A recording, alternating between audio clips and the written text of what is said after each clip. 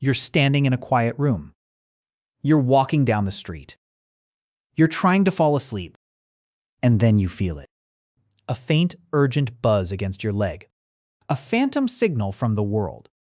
Your hand moves on its own, a reflex drilled into you by a decade of texts, emails, and alerts. You pull out your phone, but the screen is dark. There's no new message, no missed call, no notification at all. It never happened. You just experienced a ghost. A tiny technological poltergeist that lives in your pocket. And you are not alone.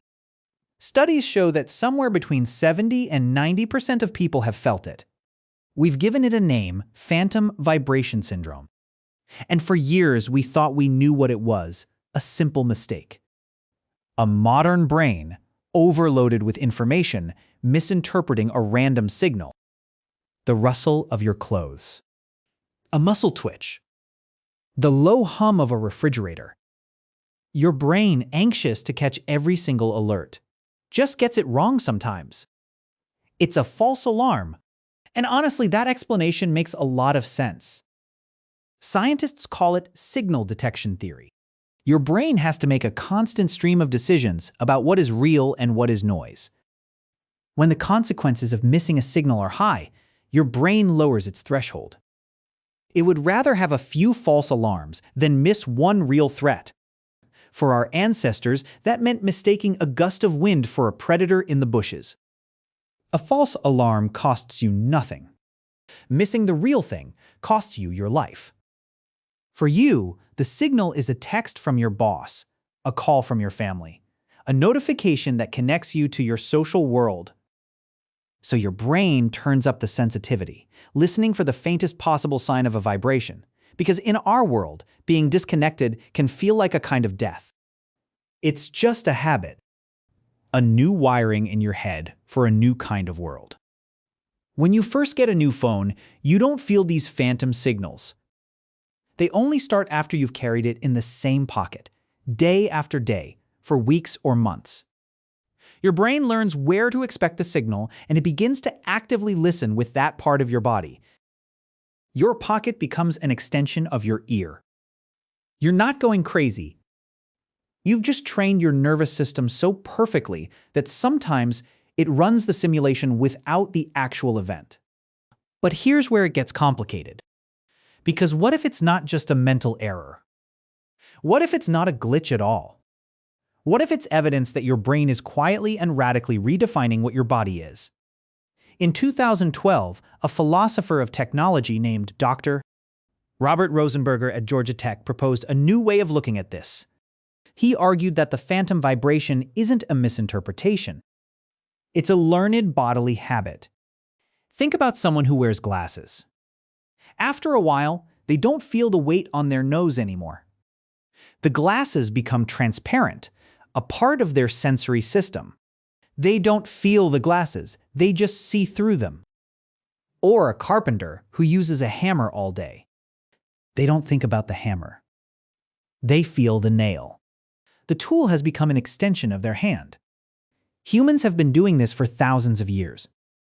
Our brains are built to incorporate tools into our body schema, the mental map of our own physical form. But the phone is different. A hammer doesn't buzz. Your glasses don't demand your attention with unpredictable socially charged vibrations. No tool in human history has ever been this intimately and constantly connected to our social lives. And this is the part that Rosenberger and other researchers have started to unpack. The phone isn't just an object you carry. It's a portal. And your brain, in its attempt to manage this new reality, is doing the only thing it knows how to do. It's redrawing the map. Neuroscientists have known for decades about the brain's incredible plasticity. If you lose a finger, the part of your brain that was dedicated to feeling that finger doesn't go silent. It gets recolonized by the fingers next to it. Your brain's map of your own body is not fixed. It's a living document, constantly being edited by your experiences. And for the last 15 years, your primary experience has been a small rectangle of glass and metal that lives in your pocket, buzzing with the entire social world. So, when you feel that phantom buzz, you aren't misinterpreting a random muscle twitch. Your brain has actually started to interpret any random sensation in that specific location through the lens of the phone. The phone has become the default explanation for any sensory input that happens in that patch of your thigh. The object has become so integrated into your sense of self that your brain now treats your pocket as a unique and specific sensory organ, one whose only job is to feel for a phone. It's not a false alarm. It's a new sense. And honestly, the evidence for this is all around us. How many times have you reached for your phone in your pocket when you're already holding it in your other hand? Your brain has a model of your body that includes a phone in pocket, and that model is sometimes so powerful it can override the physical reality of the phone in hand. This isn't a bug. It's a feature. It's your ancient brain trying to adapt to a world it was never built for. So, that settles it, right? It's not just a mistake, it's a profound act of neural adaptation. Our brains are merging with our technology. Well, not quite. Because there's one more layer to this that no one is talking about. Your phone isn't just buzzing. It's judging you. In 2016, researchers at the University of Michigan ran a study that uncovered something deeply uncomfortable. They found that people with higher levels of attachment anxiety, people who are more worried about their relationships and their social standing, were significantly more likely to experience phantom vibrations. The buzz wasn't just a signal. It was tied to our deepest insecurities about belonging. Think about it. Every vibration could be good news or bad news.